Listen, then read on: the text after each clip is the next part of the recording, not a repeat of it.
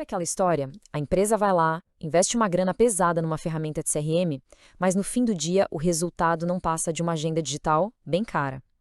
Vamos entender por que isso acontece e como o modelo de 7 Cs pode virar esse jogo. Pois é, essa frase aí, ela resume perfeitamente uma dor que, nossa, é muito comum. É aquela sensação de ter uma Ferrari na garagem, sabe? Mas só usar para ir na padaria da esquina. É um desperdício de potencial que custa muito caro. Não só em dinheiro, mas na lealdade do cliente. Então, a gente se pergunta, né? Se a tecnologia é tão incrível, onde é que está o erro? Por que tantas implementações de CRM acabam não entregando o valor que prometeram? E a resposta, na verdade, é bem mais simples do que parece. Uma ferramenta é só isso, uma ferramenta. Sem uma estratégia por trás, sem um mapa, até o software mais moderno do mundo não serve para nada. O sucesso não está no programa, está na estrutura de pensamento que a gente usa. Ok, então vamos começar pelo começo, pela fundação mesmo. Estes são os 3 primeiros pilares que vão formar a base de qualquer estratégia de relacionamento com o cliente que realmente funciona. E quais são eles? São 3: contexto, customização e colaboração. Juntos, eles são o alicerce de tudo. Vamos mergulhar em cada um para entender o papel deles.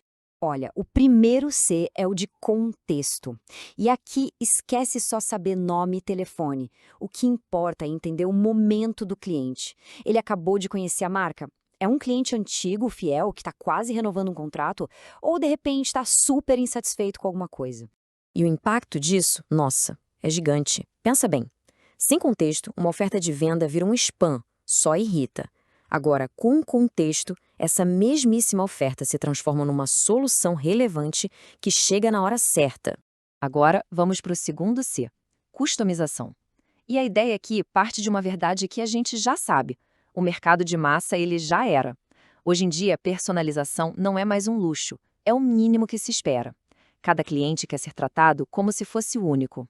Pode parecer um exemplo bobo, mas é super poderoso. Ligar para alguém que declaradamente odeia receber chamada já cria uma barreira de cara. Um CRM bem estruturado permite que a abordagem seja feita pelo canal que o cliente prefere, personalizando a experiência desde o primeiro oi.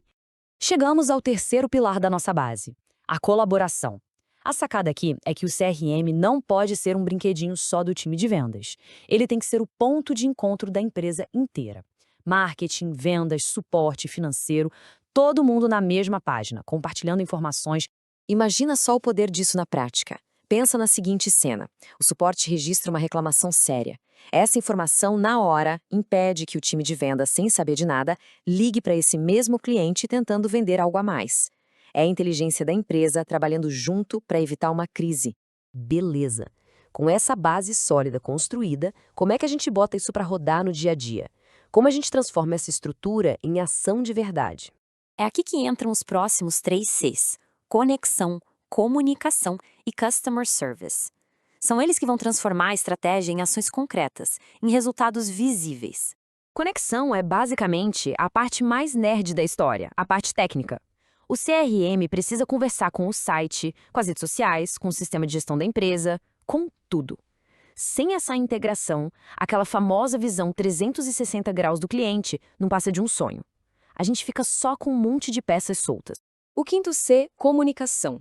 É sobre ter uma voz única, sabe? Ser consistente. O cliente não pode ter a sensação de que está falando com uma empresa diferente cada vez que ele entra em contato. O tom de voz, as informações, as promessas, tudo precisa estar alinhado.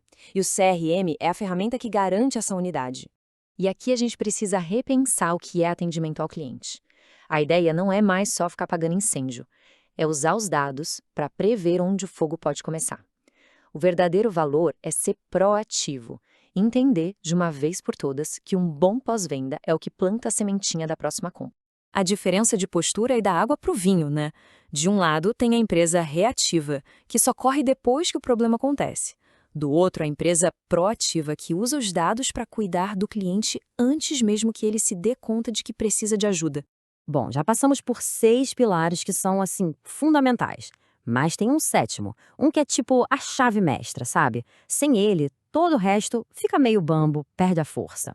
A gente deixou o ponto mais crucial para o final de propósito, porque é aqui que a maioria das estratégias de CRM vai por água abaixo. E não tem a ver com tecnologia nem com processo, tem a ver com gente. A palavra é cultura. Simples assim. Uma única palavra que define se tudo isso vai funcionar ou não.